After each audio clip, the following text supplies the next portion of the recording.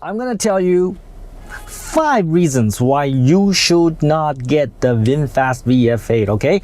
5 reasons. There probably are more, but these are the 5 top reasons that I can think of why you should not buy the VinFast VF8. By the way, I've owned my VinFast VF8 for 3 months since November 2022 and have put 2,500 kilometers on this car already. So that's why I think I'm qualified to tell you the top 5 reasons why you should not buy this car. All right, wait for reason number 5. Okay, reason number 5, I think you'll be surprised by. I think you will not expect what I tell you for reason number 5. Okay, let's get to it.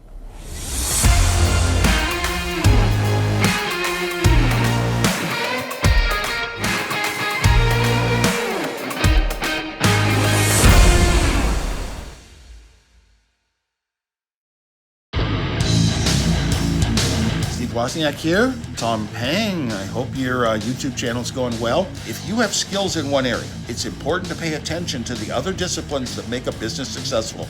Marketing and business itself, just wanting to be successful and make money so you can live forever. I wish you luck. So the first reason why you should not get the VinFast VF8 is the startup sequence. Let me tell you, in order to start this car and get going, it is actually a fairly complicated process, and sometimes it doesn't work to your expectation. So imagine you're in a situation, maybe your loan shark is chasing after you, or maybe your crazy ex-girlfriend or ex-wife, murderous ex-wife that wanna do something bad to you, and they're chasing after you, and you run and run, you get into this car, and you're trying to start this car, and you couldn't get the car going. Allow me to demonstrate.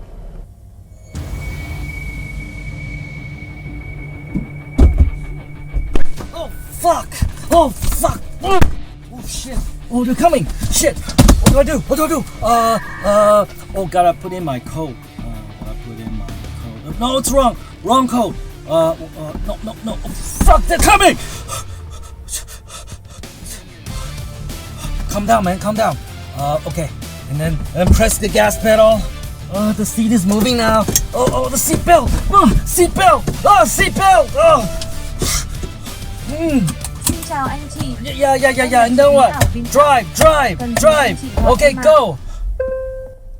You see what I mean? You'll be dead. If your loan shark is chasing after you. Em chưa thể hoàn thành yêu cầu này. If your crazy ex-girlfriend, ex-wife is chasing after you, you're dead. You're fucking dead, alright? The startup sequence takes too long. You have to agree to something, you have to put in your code, you have to press the brake pedal, and then you have to wait for the seat to move into position, and then you have to engage in drive, and sometimes even if you have the seat belt in place, the parking brake will not disengage, and then you have to disengage the parking brake, and you have to do all of that, and then you're dead. All right, let me tell you reason number 2, and we'll get on the way here.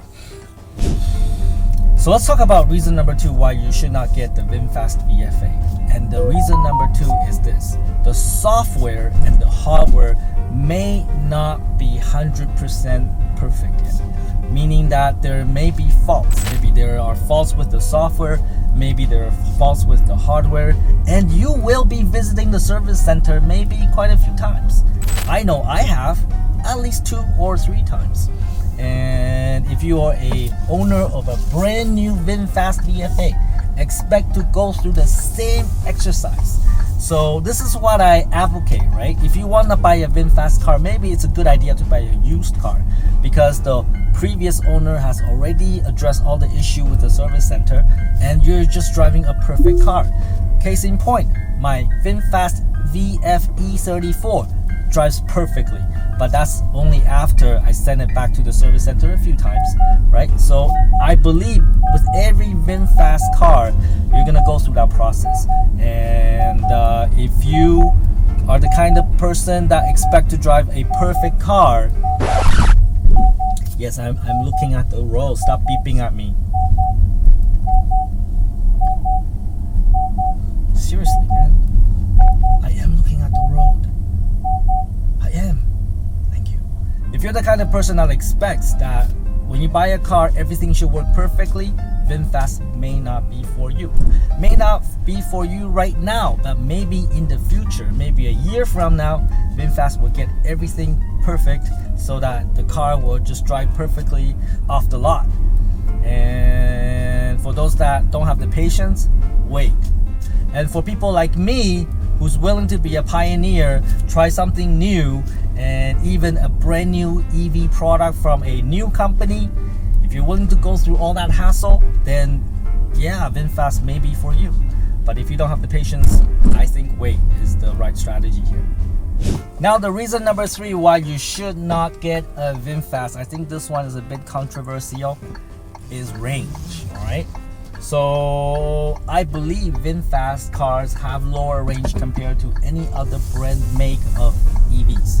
Comparing to the Ioniq 5, comparing to the Tesla, this car is not going to give you the level of range of the other EVs. Alright, not such a problem in Vietnam because you can't get any other cars other than VinFast anyways. But in other markets like North America, so I believe the range issue is VinFast's weakness in North America. It just doesn't compete as well. But in Vietnam, it's not a problem. According to Peng range rating, okay, this is Peng rating, I get about 250 kilometers per full charge. And this is Tom driving very hard with the AC on, like full, right? I've heard of other owners getting much better range than Tom, probably because they drive conservatively, they drive like grandma, so that's why they can get a much better range. If I can get 250, and if other normal drivers can get, let's say, 350 to 400, then I think this car is adequate for Vietnam. And I think there's no question why range should be a problem for Vietnamese buyers. But for North America, I think VinFast still has some way to go. I think the only way to solve that problem for VinFast is probably partnership with CATL, which is one of the biggest battery manufacturers in China, and they produce some of the best batteries that money can buy. And also partnership with BYD because they have some really cool battery technologies. I think in order to make this car competitive comparing to the Hyundai Ioniq 5 or the Tesla, then you gotta go with, you know, more modern battery technologies. But range is definitely a weakness VinFast has in other markets outside of Vietnam. So the number 4 reason why you should not get a VinFast VF8. I need to turn all the warnings off, man. It just keeps on beeping, beeping, beeping. That could be a negative, right? It just keeps on beeping at me. This is so fucking annoying. So what else do I have to turn off? Like traffic signs. Because I don't obey traffic signs, okay? So you stop warning me about traffic signs. Can you please do that? I don't need to know about the traffic signs. But it's not actually a reason not to buy VF8. But let's see how I can turn that off. Traffic signs, turn you off. Right, turn you off. Stop telling me about traffic signs. Alright, let's go. The number 4 reason why you should not buy a VinFast VF8 is... what is it? The ride. That's right. I have driven pretty much every EV in North America that's available for sale. And I can tell you that they drive really, really good. Like they actually absorb any imperfection on the road. You can drive a bumpy road and still feels relatively smooth. But not the VF8, okay? The VF8, when you drive over a bump like I'm doing right now, the bump is actually amplified through the cabin. It's like the car wants you to know that you are driving over a speed bump. The car is complaining, please don't drive me over the speed bump. I'm sending this vibration through the car to you so that you know I don't like you to drive over speed bumps. And that's how I feel when I drive this car over bumpy roads. And in Vietnam, there's a lot of bumpy roads, right? And there's another way to tell that the car does not have a comfortable ride, and that is every time I have passengers in the car, they get car sick. All right, Sure, everybody gets car sick when they ride in Tom's car. When I'm the driver, everybody gets car sick everywhere, right?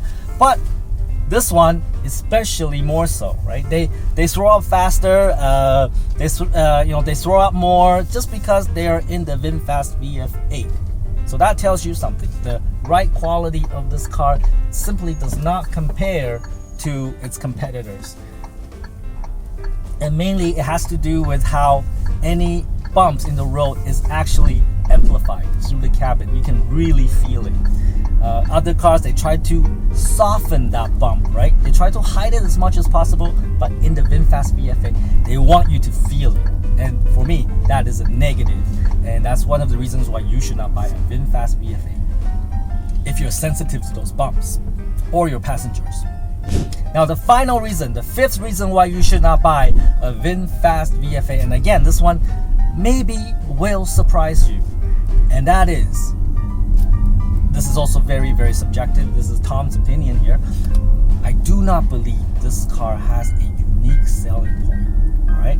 So you buy a Tesla because Tesla is the top end in terms of technology, in terms of speed, in terms of acceleration, in terms of range, in terms of full self-driving. Everything Tesla is leading in terms of EV technology. So if you want to buy the most technically advanced electric car, there's no other. You buy the Tesla. That is their USP, their unique selling point. If you want a luxurious EV, right, the most luxurious, the most high quality material in the car, what do you buy? Well, you buy the Cadillac Lyriq. So if you're looking for the best value, the best performance, quality versus price, you're probably gonna go with the Hyundai Ioniq 5. In the rest of the world, you'll probably go with BYD because they make some really excellent cars, and they're actually very competitively priced. So in terms of value, you would not pick the VinFast. So if you're looking for quality, the most luxurious interior or the most luxurious experience, it's not VinFast, because VinFast is our best premium economy, right?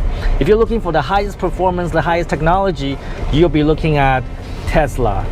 If you're looking for the best price value ratio, you'll be looking at Ioniq 5 or maybe the BYD. So VinFast does not lead in any of those categories.